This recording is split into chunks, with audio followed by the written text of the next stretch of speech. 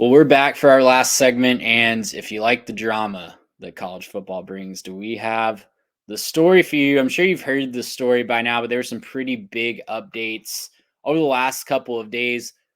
Now, Georgia, former Florida, former Arizona State, now Georgia quarterback Jaden Rashada, the source of a lot of controversy and a lot of publicity, some positive, some negative, during his recruiting process a while back. He is suing Florida and coach Billy Napier for claiming that he was defrauded of millions of dollars in NIL. Gary, we covered this saga very thoroughly last winter when Rashada was signing with Florida.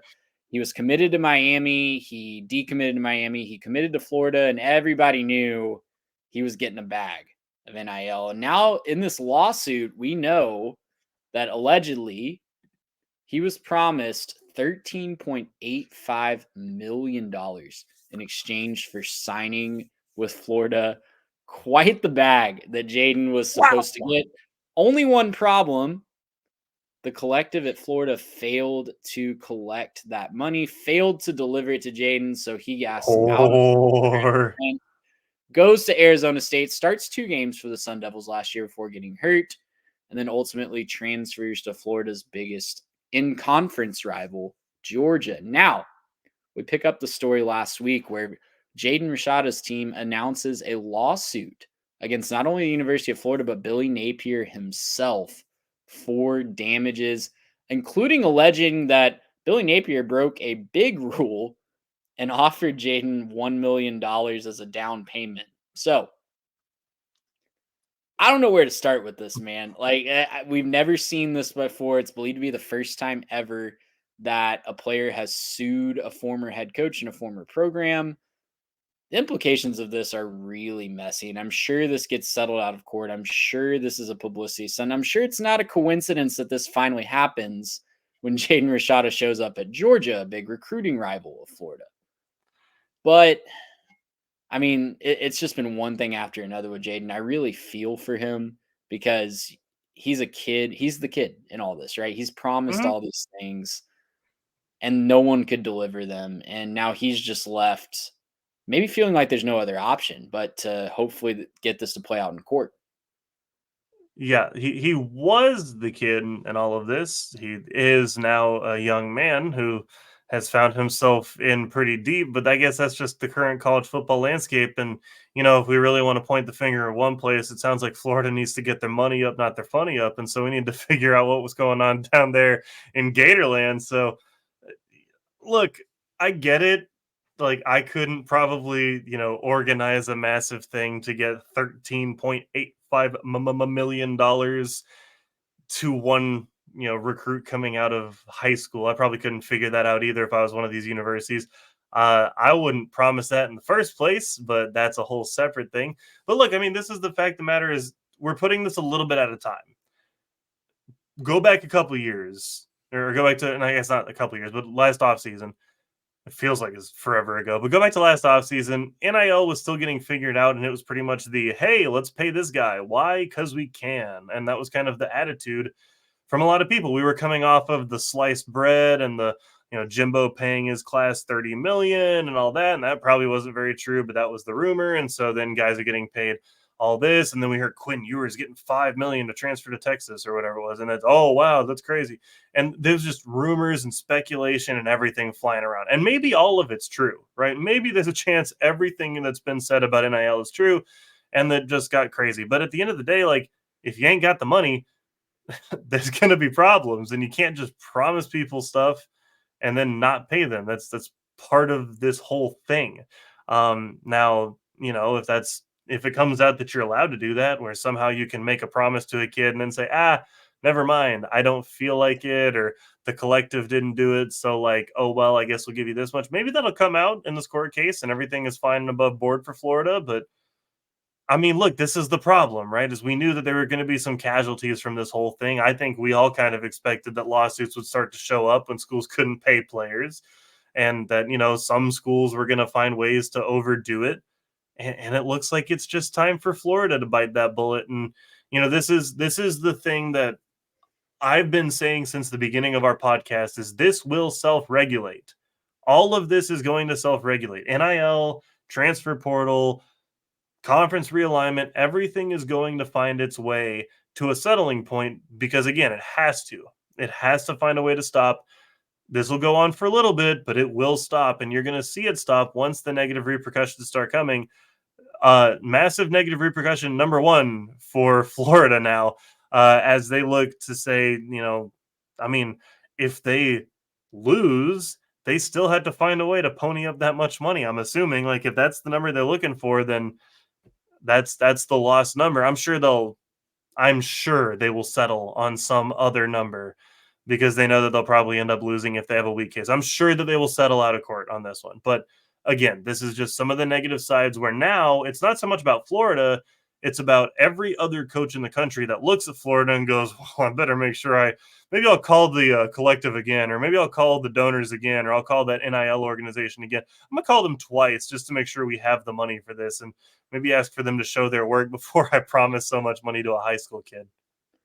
Well, I think this is going to get dropped, honestly. I think it would set a dangerous precedent, and I am 100% sure that anyone, you know what? I'm not going to say 100% sure because Florida just, I don't know what they're doing down there. So I'm not going to give them enough credit to 100% say this, but I'm going to hope that the businessmen that were running the Gator Collective, which no longer exists, by the way, as a result of this whole fiasco, they were absorbed by a successor collective and told, we don't want you running this show anymore. You can't sue me if we quit. Well, that's another interesting element to this. Yeah. When you sue an entity that doesn't exist anymore, and Yeah. that's probably why Billy Napier is attached to this. But man, I don't know what they're doing down there. I would bet you that they were smart enough to put an out clause in that contract, or there's some kind of loophole that says, contingent on some sort of I don't know, like being able to get Yeah. these funds together. But I mean, dude, I think this is 100% evidence that Billy Napier was not ready to run an SEC level program. I think that's at least, if we hadn't figured Yep. that out already, I think we are very well on that way. And maybe, he was pretty laid back about this when they asked him about it at the SEC meetings in Destin this week. His quote was, I can't comment on specifics due to the litigation, but we're very confident in our legal team, very comfortable with my actions, and very appreciative of the university's support. That sounds very calm, cool, and collected. Maybe that's because he knows he might not be long for that job. I'm just speculating here. Like, there's being confident when you're Scotty Scheffler and you didn't do anything wrong. And then there's just the confidence that comes from who cares? Like, I'm done with this job relatively soon, anyways.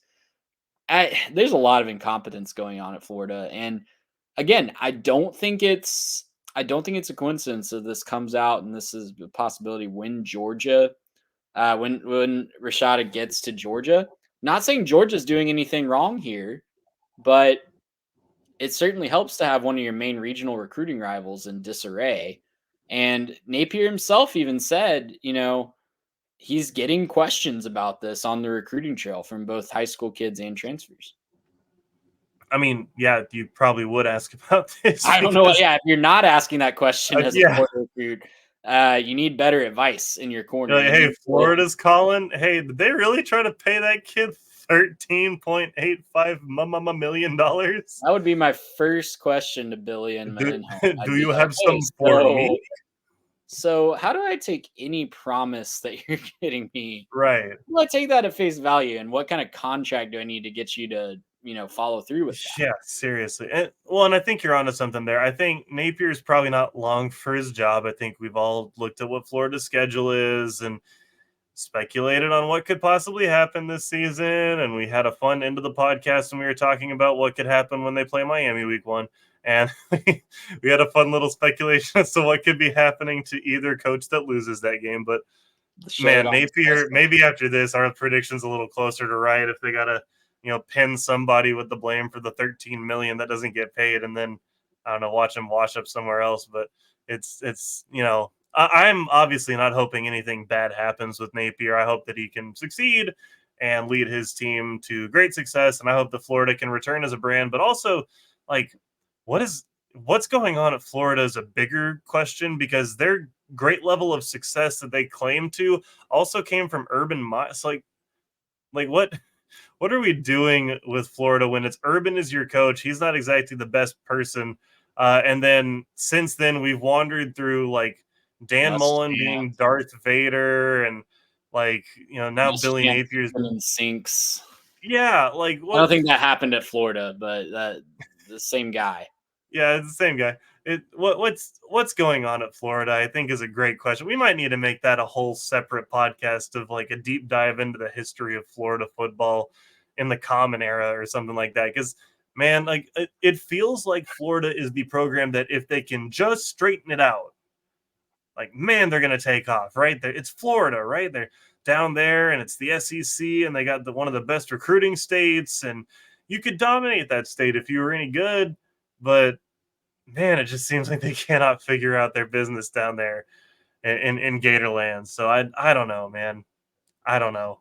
I don't know what to say about this anymore. This is all just drama. And, like, am I sympathetic to Rashada? Yeah, kind of. Like, he's a kid that got promised a bunch of stuff. He's not supposed to know anything. But also at this point, like, I understand wanting to get your money back, but you should probably, if it were me, if I was giving him advice, I would tell him to distance yourself from that as far as you possibly can. Just go play football at Georgia. Like, don't worry about the drama. Don't try to let any of that follow you. Go play football at Georgia. Sit behind Beck for a year, learn, get better, and go be the Bulldogs quarterback and go, win some championships or something. Go get your NFL money, right? Don't let this be some off-the-field concern that drags down your draft stock in a couple years, or becomes this thing where everyone's afraid to talk to you and it's not his fault. I'm just saying drama follows people regardless if it's your fault or not. So I would tell him to just distance himself if that were me. But I mean, at the same time, hey, if you can make a buck, I can't fault him for trying to go make a buck off of Napier or something. So, well, yeah. And the last thing I'll say is, from a Florida perspective, the buyout for Billy Boy is $25.7 million. So about double what you offered Rashada. I'm not saying. I'm just saying the settlement might be a little bit more palpable, and then pin it on the guy that you wanted to fire anyways. I don't know. Yeah, let him go handle that on his own. Less unscrupulous things have happened in the college football world when it comes to trying to find a way out of a contract. Go pay him his buyout and let him split it with Rashada out of court. Well, yeah, or just pin it all on him, and you don't have to pay the buyout, and you're saving 50% there. So there you go. Gracious him! How about